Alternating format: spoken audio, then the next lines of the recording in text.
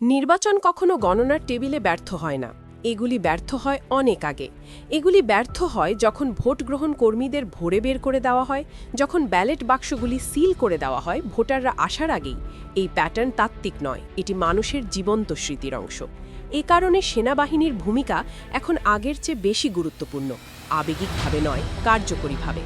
এবার সেনাবাহিনী আইন প্রয়োগকারী বাহিনী হিসেবে পুনরায় বৈধ করা হয়েছে। সেনাবাহিনীর উপস্থিতি বাহিনীর সম্পর্কে নয়, এটি আত্মবিশ্বাসের ব্যাপার। যখন সৈন্যরা প্রথমেই এবং দৃশ্যমানভাবে মোতায়েন হয়, ভোট গ্রহণ কর্মীরা অবস্থানে থাকে, স্থানীয় পুলিশ সহায়তা পায় এবং ভোটাররা নিরাপদ বোধ করে, ভীত নয়। এভাবেই প্রতিষ্ঠানগুলো একসাথে কাজ করে যখন লক্ষ্য বিশ্বাসযোগ্যতা। 12ই ফেব্রুয়ারি সেনাবাহিনী গণতন্ত্র তত্ত্বাবধান করছে না, এটি সক্ষম করছে তাদের বিরুদ্ধে যারা ভয়কে ব্যবহার করেছে ভোট ডাকাতি করার জন্য। প্রশ্ন আর নেই যে মানুষ ভোট দিতে চায় কিনা। প্রশ্ন এখন হলো, রাষ্ট্র কি নিশ্চিত করতে পারবে যে তারা এর জন্য শাস্তি পাবেন না? এটাই কারণ সেনাবাহিনী গুরুত্বপূর্ণ।